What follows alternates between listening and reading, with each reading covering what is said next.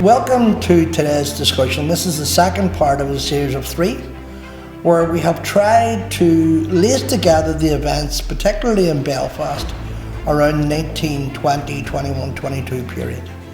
If you can recall, our first discussion dealt with the pogroms and dealt with who was directing the pogroms and who was on the receiving end of the pogroms. These talks were organised by the Belfast Centenary Committee to try and give an oversight into what was happening in Belfast at that particular time. I'm joined this evening by my friend, Sean O'Neill, who has written for many the definitive book on the Belfast Battalion of the IRA. He's also the administrator of his own blog, which I think is Felons and Treason. Treason, Felon. Treason and Felons. I knew you would get it right or wrong. So can I begin by asking you, I suppose, the obvious questions? For those that joined us last discussion, they will be aware of the terrible pogroms that were taking place across the city of Belfast. Justification for many of these attacks was the activity of the IRA. When we talk about the IRA of the 1920s, what are we talking about? Numerically, what are we talking about? Well, Belfast in the 1920s, from March 1921, is part of the 3rd Northern Division of the IRA. And the IRA's roots go back obviously much further than 1921, but at the time you had this divisional structure created for all of Ireland, and so Belfast becomes a brigade, and then it's attached to the 3rd Northern Division. So there's around, we know from records collected in the 1930s that there are around at least 1,000 members in Belfast, and the 3rd Northern Division, which covers parts of Down and Antrim as well, there are around 1,800 members, and that's from records collected in the 1930s. So the number's going to be higher than that for the time. That's simply the number of people who were happy to have their name added at the lists of former members of the IRA. And with IRA membership, you may not be able to answer this, but would IRA membership be across all classes, or was it mainly confined to working class nationalist areas? We have, because we know of the different, I mean, if we take people's professional careers as a sort of reflection of their, economic status or whatever, there are middle class people involved in there. There are people who are later are doctors or solicitors, or people who have prominent business people later on. Quite a few of them, I mean, we see them be journalists and other people in later life, and in some cases they may not have publicly acknowledged much about their involvement in politics. Others remained active in politics, and you have people like Hugh Corvin, who's the head of the Gaelic League for periods of time, who was prominent in the IRA in Belfast during this period. There's people that became well known as school teachers, like Frank Crummy and other people like that. That people, older people might even remember, hearing people talking about them, whatever, because they, they were well-known public figures. And some of them would have been involved because you had your commemorative organisations all the way through, in particular around 1966, where there's a lot of emphasis on, the 50th anniversary of the Easter Rising.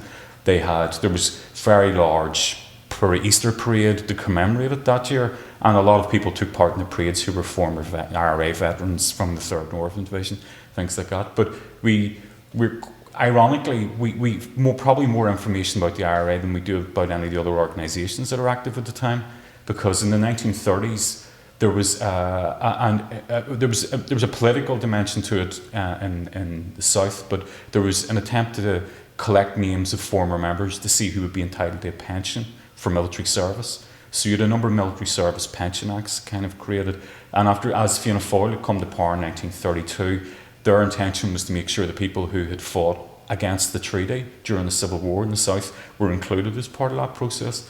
But the IRA still viewed it at the time in the 30s as being, this was kind of legitimising aspects of the land free state that it opposed. So we know that a lot of, for instance, in Belfast, the area around North Queen Street would have been D Company of the 2nd Battalion of the Belfast Brigade.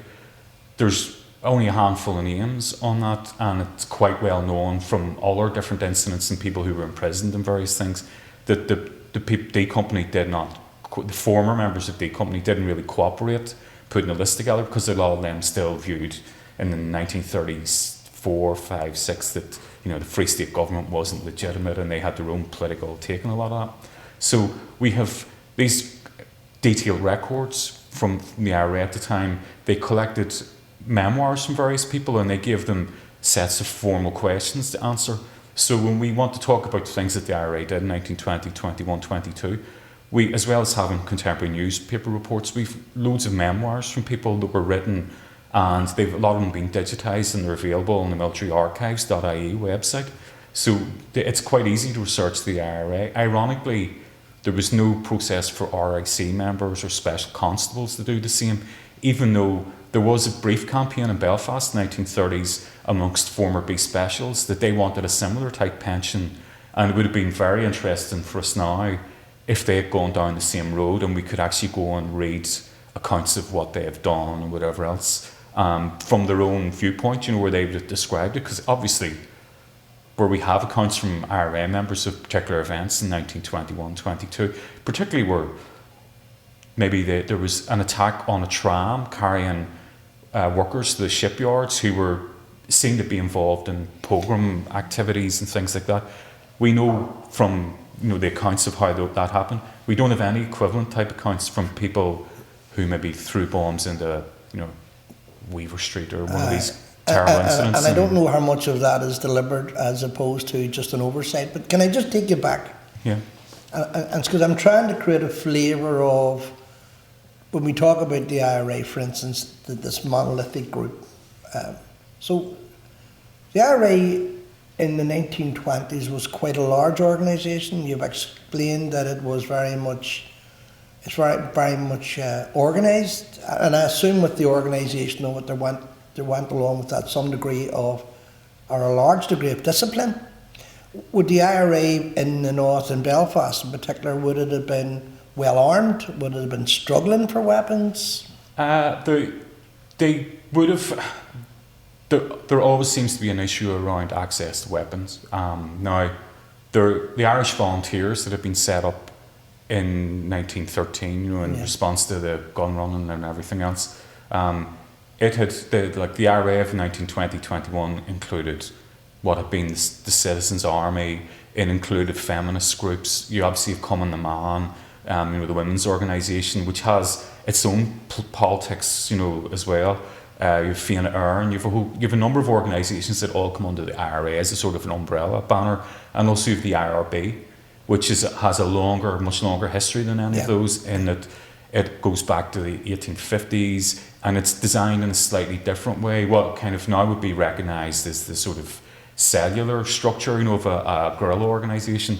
They were organised on a district basis. You didn't know people from outside your district. There was a lot of security built into the organisation structure, and it was steered by a central committee. Yeah. And it was designed as a clandestine group. The volunteers, and it might seem incredible to people now, but the Ulster Volunteers and the Irish Volunteers could parade on the streets, and they could form up as units, and they could in uniform and military type drills and everything else.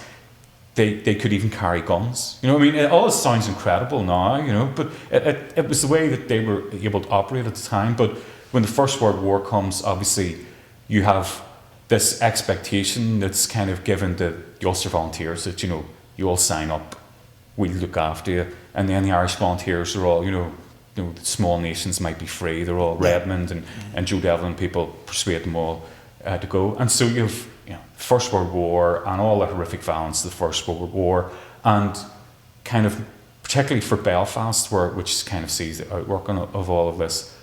You have all these people who have military training and have this horrific experience of the First World War, and thinking that that has some meaning because they're going to come back and their political ambitions for going are all going to be rewarded, because you have two completely, and the same thing happens in Palestine at the time. You tell both sides that they're going to get what they want, but you can't please both of them. So people come back to Belfast after all that, and that's happened. But the IRA is able to, the Irish Volunteers after 1916, because 1916 is very much, military units going out. It's a conventional battle. It's a very formal army battle in that sense. Yeah. And the Irish Volunteers retains that structure, but it's very district based. So you don't have a Belfast unit doesn't go off. They don't take a battalion out of Belfast to go and fight Derry. for instance. You're within your own district area, and so they're organised at that level. So the local Féin organisation and Common the Man and the IRA organisation in an area, there'd be overlaps in terms of family members and people who know each other and where they all live. So at a district level, there's that cohesion, and they get weapons through their own. They don't always require weapons through brigade or through divisional structure. They source them themselves. One of the things that came out of our first discussion, again, you talk about this public dimension to this conflict. But one of the things that came out of our first discussion with the historian Joe Baker was that in terms of the death squads that were organised by the RIC, supported by the B Specials, overseen by the administration and endorsed almost by the British government, was that the IRA had extensive knowledge as to who these people were that were carrying out these midnight attacks directed at the Catholic community and Republican community as a bonus. And the reason I'm asking you about the weaponry of the IRA, and I believe that the IRA's principal function, although there were exceptions, their principal function in Belfast was the defensive function. Would the IRA of its day been under, first of all, did they have extensive knowledge of the people? Did they have a good intelligence system, and did they have knowledge of those who were involved? This is a two-part question, of those who were involved in the attack. And if they did, secondly, the logical conclusion to that, were they under pressure from within the ranks of the IRA and the wider nationalist community to retaliate or to defend? The IRA's intelligence structure was quite good. And again, because we have all these memoirs, so we get detailed information. They had someone they had IRA intelligence officers in quite senior police offices that were able to relay information quite quickly. They also had people tend to forget that the RIC were, unlike the IRA, RIC members served outside their home area. So a lot of the RIC serving in Belfast were from different parts of Ireland. They didn't necessarily sympathise at all with political unionism or the murder gangs within the RIC, like people like Nixon and Ferris and people like that. So some of them clearly supplied information to the IRA, and we know this because we have some accounts of it happening.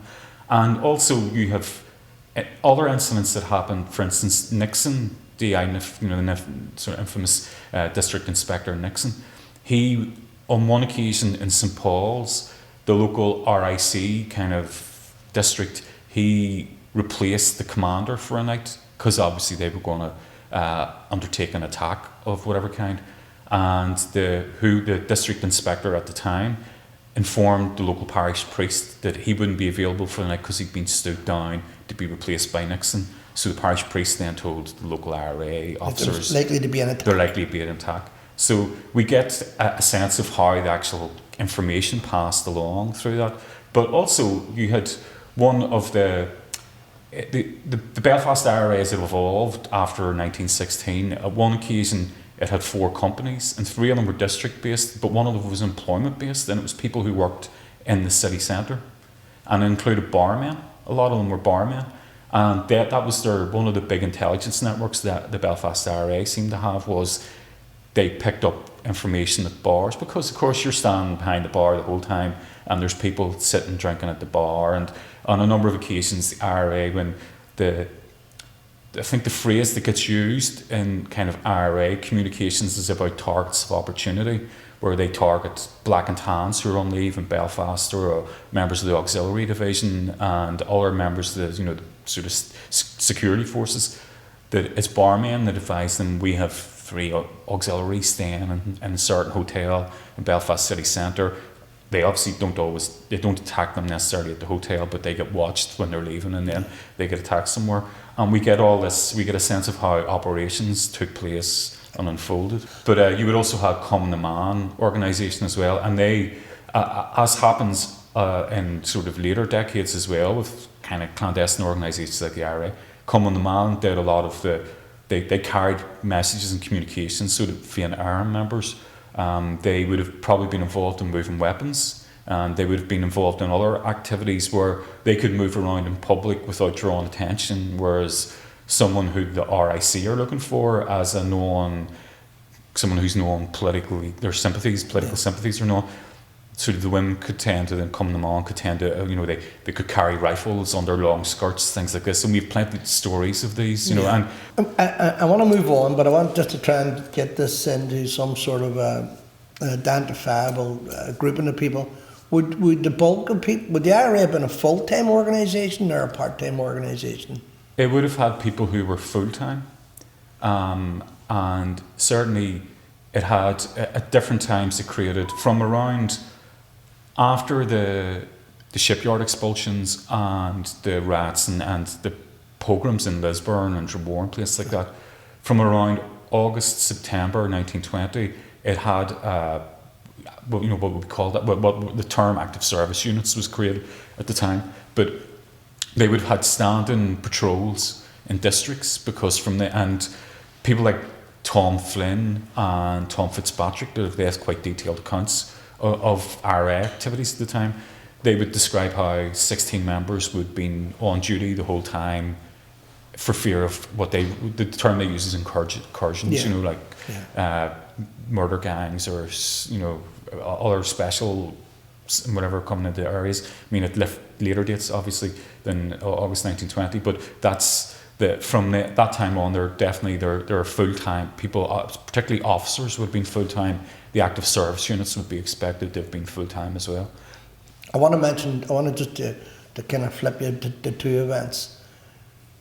The York Street Rats, where the IRA almost on a formal basis were engaged in both a combination of B Special, UVF and the British Army, which was quite an intense battle.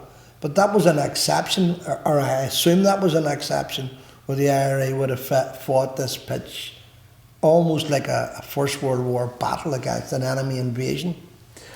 There's in Belfast the what would have been the Redmondite and the Devlinites were actually Sinn Féin. There's 9 branches in Belfast. There's nearly twice as many branches of the United Irish League, which is Devlin and Redmond organisation. Yeah.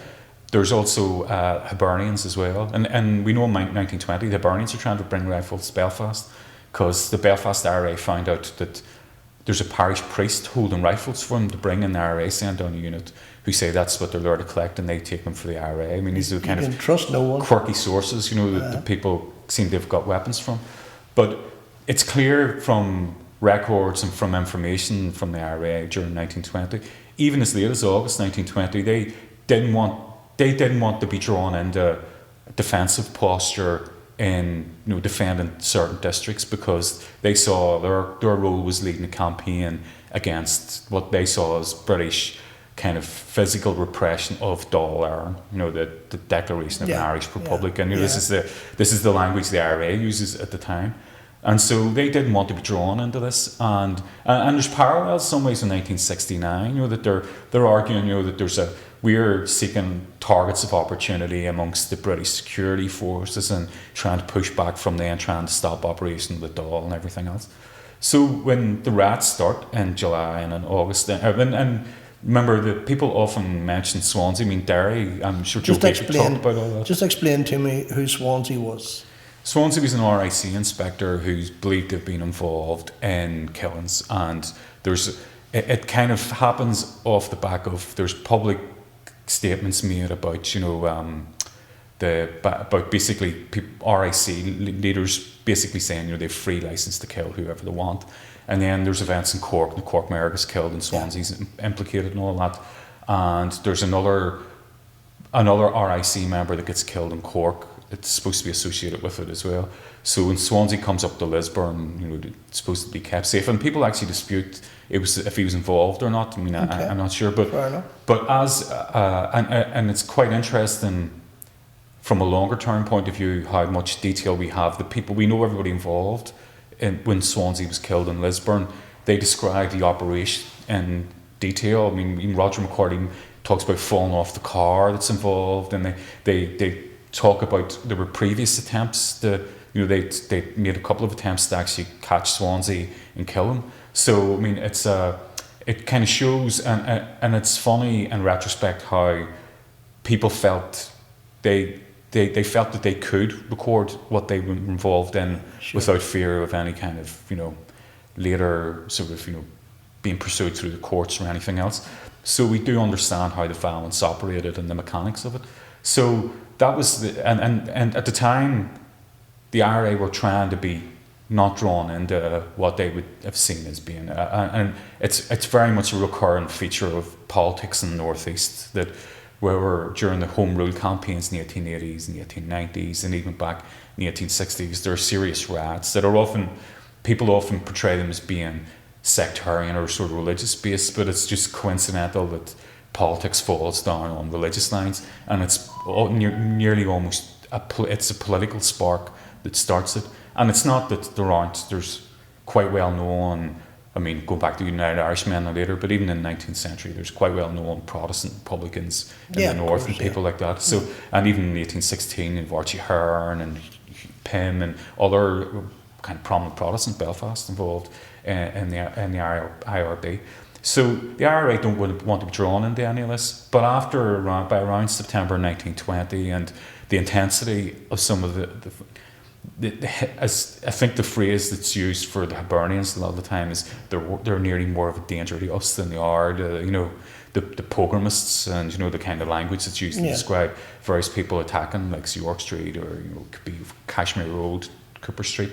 So they end up having to take on this defensive role in districts, and it becomes, the descriptions of some of them. Michael O'Connell, who is the brigade medical officer for the Belfast Brigade, he said they referred to it as the Battle of Belfast.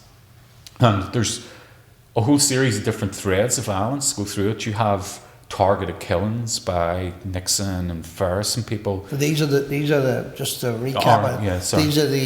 These are the death squads, effectively. One of the things that, if I can interrupt you, sorry about that. One of the things that surprised me was the location from where the death squads operated. And you mentioned St Paul's Chapel earlier. So one of the units that operated and carried out some of the most brutal killings were from the Springfield Road. Yeah. And another one was from Brown Square. Yeah. Right? That really would be seen as periphery to nationalist areas.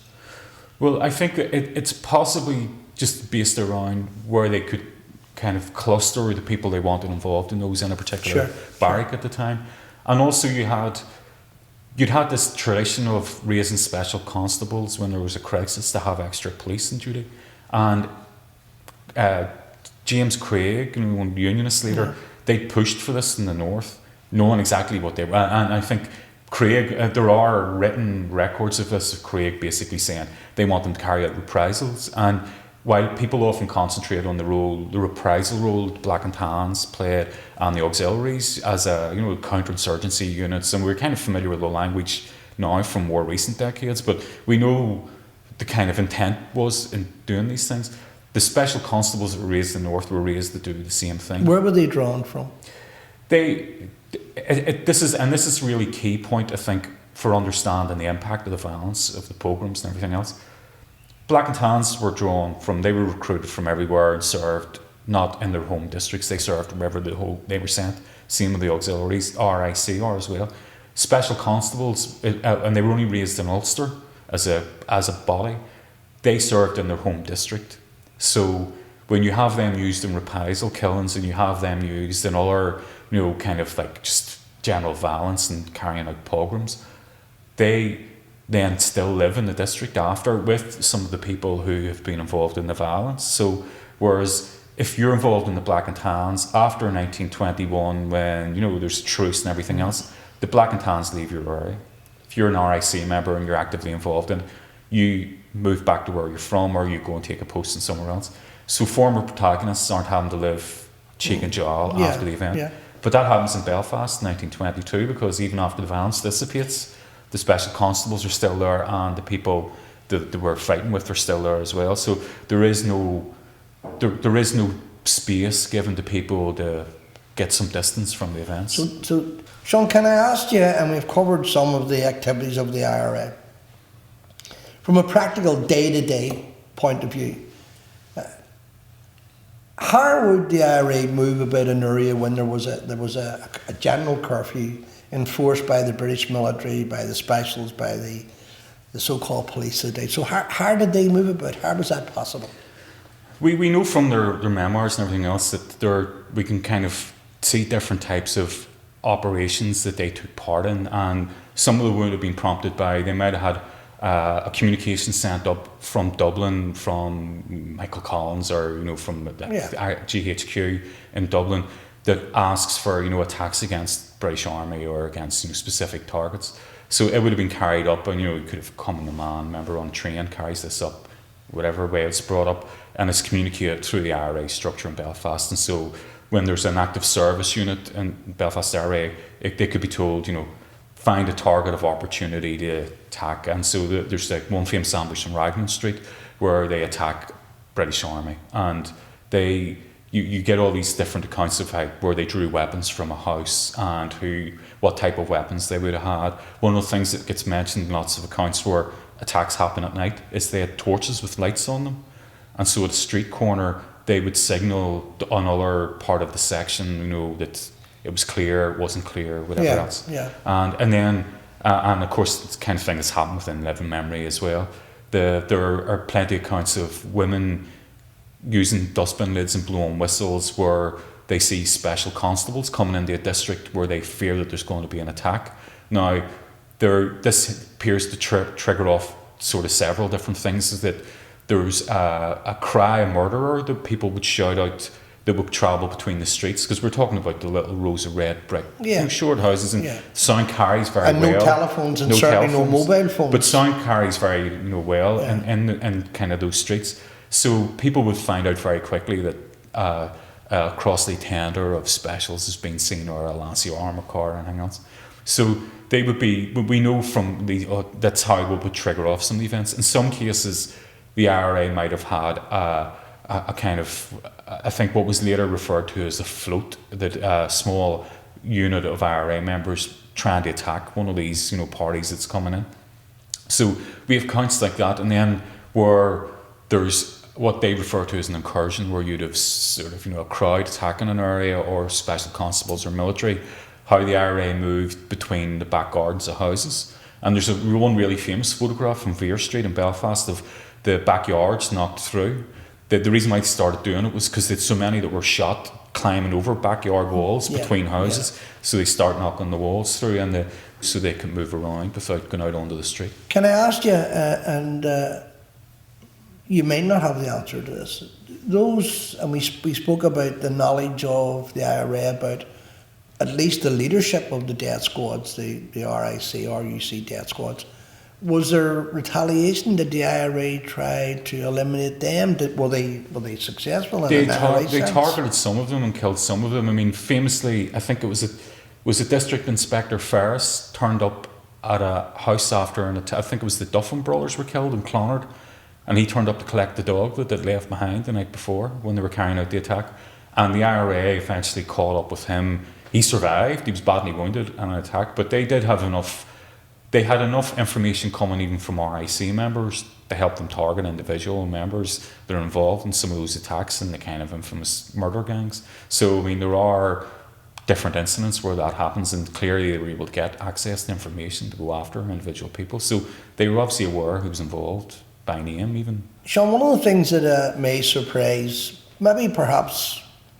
maybe younger viewers of this programme is that you could nearly identify the areas in the 1920s that were the subject of death squads, state collusion, organised riots, community invasions, to the same map in 1969. So the same kind of events nearly happened in a, they repeated themselves along the way. And I want to return to that just in a second. But what I'm interested in, and you're right, it is complicated, and there are layers of how violence was instigated and how it was repelled in many cases. So 1922, 23, you get a kind of an easing off of that conflict. What does the IRA do in that period? Is there a role for the IRA? Do they shed all these members? Do they? In 1922 and 23. Well, in the aftermath of the kind of the riots and the defensive role that the IRA had performed. Well, as political events unfold, obviously the treaty is signed in December 1921, and then it's ratified by Dáil Éireann, and then there's a process of sort of disintegration within it. There's a broad Republican alliance behind Dáil Éireann, and you've everything from left-wing Republicans, and you've sort of Gaelic revivalists, and you've strong Irish feminist tradition in there, and everything else. And there's sort of fracture lines start appearing between some of these groups over the treaty that's been signed and what the implications of it are. And on top of that, you have partition. So you have, within Ireland, you have a different set of issues that then are raised about, do you try and solve the partition issue? Because at the time, no one saw partition as being anything other than a very temporary solution. And it was really, it was almost trying to kick the can down the road to come up with a way of kind of solving how you manage Ireland after, with home rule, with two, do you have two parliaments and two dominions and all this? So these issues kind of are, at the time, partition wasn't seen as being a long-term issue. There was going to be a boundary commission. It would solve all that, and it would happen sometime down the road. So what happens, particularly within the IRA, that northern units back in the treaty is seen as giving it a bit of legitimacy, because it then, it means that they're not concerned by the partition issue. Yeah. This is the way it's kind of presented. And particularly in March, around March, April 1922, the Michael Collins and people are trying to woo, particularly the Belfast Brigade and 3rd Northern, because it's the largest of the northern units, on side with the treaty. And one of the things is, all the way through 1921 and in 1922, the Belfast IRA had been sending collecting information accounts of the pogrom type events and sending them to IRA general headquarters in Dublin. And IRA in Dublin thinks this is all just, everything's over exaggerated and everything else. So in March, and Catholic bishops and like Bishop Down O'Connor and people are pressurising Republican leaders in Dublin to take this more seriously as well. I mean, there's a civic dimension to it. It's not just within IRA circles. And remember, you have the Devlinites, and you have quite a large Hibernian supporting population in Belfast as well. So Michael Collins sends up one of his Cork guys to do a kind of a fact-finding mission in Belfast, and he reports back to Dublin, and I think he even makes the point that we were actually being given conservative information. They were filtering out what they thought were wilder accounts that people wouldn't believe. So Collins starts endorsing this, and they start putting together Alfred O'Rahilly, who wrote book about the burning of Cork by the Black and Tans. Yeah. They commissioned him to write a book, which is what becomes Facts and Figures of the Belfast Pogrom. Which is this book. Yes. Which is this book. And G.B. Kenna, which is the name that's used for it, is not the real name of the author. The real author is actually Father John Hassan, who is, in the way that all these things are done, someone puts their name to it, but Kenna, Raleigh would put his name to it, but Kenna, Hassan did all the work. Would have actually written it. Yeah. And I think even the name that he uses, G.B. Kenna, Great Britain doesn't know Kenna, the Scottish phrase for not knowing. I think he even comes up with a pseudonym as a joke on that. But Collins commissions all this. So O'Rahilly's based in Cork as well. He's in University College Cork. So this is all part of the process where they're trying to keep the Northern IRA on board as the whole kind of outworking of the treaty is starting to take place. And they then decide that there's going to be a northern offensive of the IRA. Again, in retrospect, people who've looked at it in more detail, like Kieran Glennon, who wrote a book about From Pogroms to Civil War, there does seem to be an element of it was a distraction for the northern units to keep them, occupied. Yeah. You could probably keep them on board. Well, you could probably draw a parallel with North Vietnam and southern Vietnamese communists in 1968, with Tet Offensive. Yeah. That it was a way of keeping them distracted. But of course, there's huge violence attached to it in Belfast, and there's more pogrom type violence, or there's complete districts that are burnt out and everything else. So for the Belfast IRA, there's this ongoing conflict. Even, as people make the point that the War of Independence ends in the south, and with the truce in many respects, but continues in Belfast until the Civil War really kicks off in the south. And also you have internees, and you have sentenced prisoners, you have the prison ship Argenta, and so you have all the emergence of the prison related issues that all happen in that stage of a conflict where there's a lot of people have been arrested.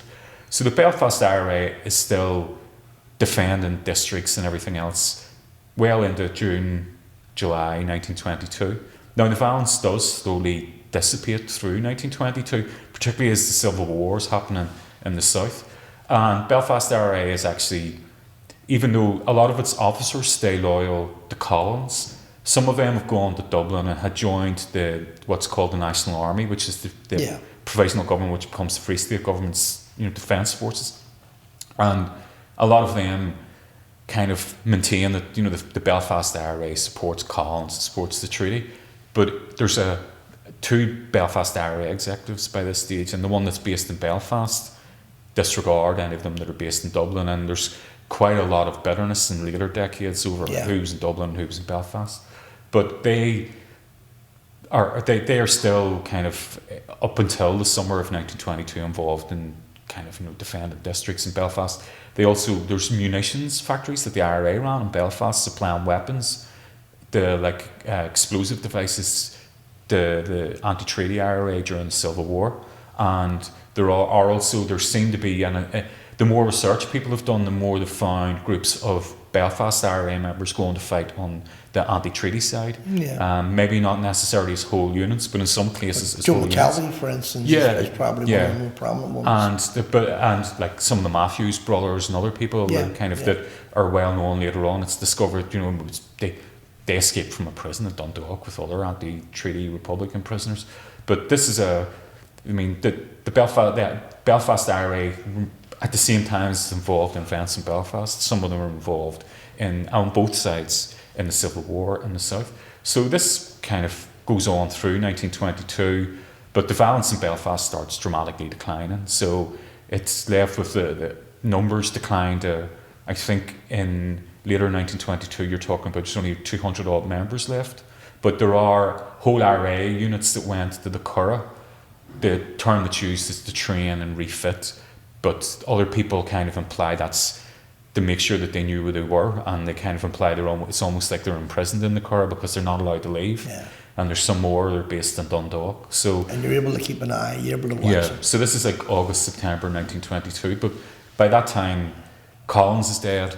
Alfred O'Reilly is no longer involved in publishing the book in the Pogrom, and Urs Blythe, who's northerner and who's very prominent in the provisional government, they decide that what they refer to as outrage propaganda, information about the pogroms and everything else, they decide this should be suppressed because I think Blythe uses the phrase taking the fight all along the line to the IRA, meaning basically, they feel that evidence or information about the pogroms and events in Belfast is sort of delegitimising the pro-treaty position, and it's getting people angry, and they think, well, if people find out what happened in Belfast, they're not going to support the treaty, so they decide to suppress that, and that by quite quickly they're staffing border posts with unionists, and things like this. So this is a fascinating conversation, and myself and you are known for our ability to talk. So I need to kind of draw it to a conclusion. And I mentioned your podcast, and I mentioned your excellent book.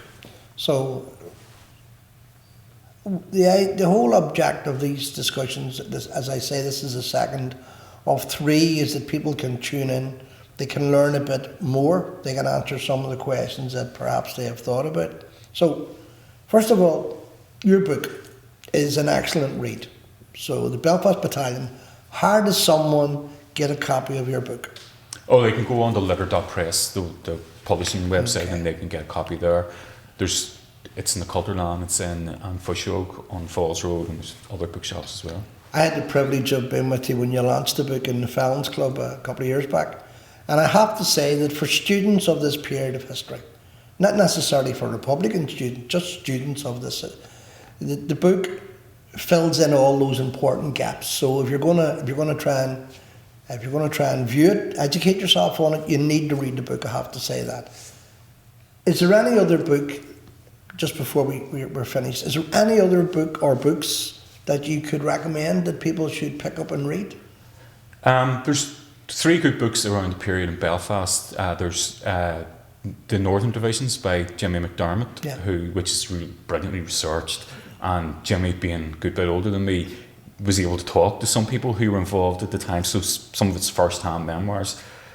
Kieran Glennon's book, From Pogrom to Civil War, and Alan Parkinson has written a book on Holy War about the period as well. So there are a number of books with slightly different perspectives on what's going on. And also there's a website, The Irish Story, run by a historian called John Dorney. And it has a diverse range of voices on it and accounts of different events that happen. And it puts in a broader picture because, it's obviously it's all of Ireland, but it just means that anyone's interested in what's happening in Belfast can see compared to what happens in Dublin or other places. And there are people write from a lot of different perspectives on it. It's just theirishstory.com, and it's a great source for anybody wanting to come to us fresh. And your podcast? Oh, treasonfelony.com is it's sort of Belfast-based history and mainly history of republicanism. But it's essential. It's at this stage has accumulated quite a lot of wacky articles that cover small areas that discover there isn't very much on. And that was kind of part of the rationale of it as well. That's unique. That's the uniqueness of it, that it allows you to kind of focus in on small trends. Yeah.